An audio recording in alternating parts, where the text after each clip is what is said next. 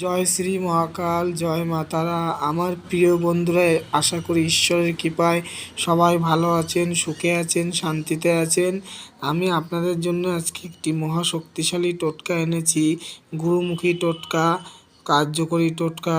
বহু লোকের কাজ হয়েছে, অনেক বন্ধু বান্ধবের বাচ্চা কাচ্চাদের দিয়েছি, তারা করে ফল পেয়েছে।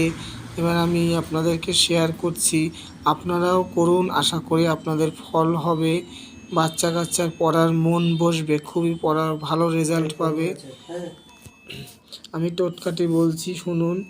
একটি কাচের বাটিতে অল্প গঙ্গা জল, অল্প গোলাপ জল, কিছুটা কলের জল নিয়ে লাল গোলাপের পাপড়ি 8টি পাপড়ি দেবেন। দিয়ে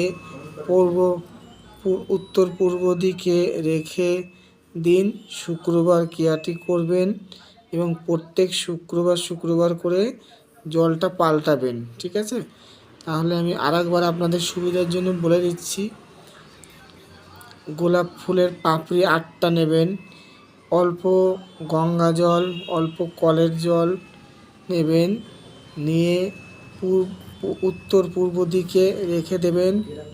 রেখে দিয়ে শুক্রবার করবেন।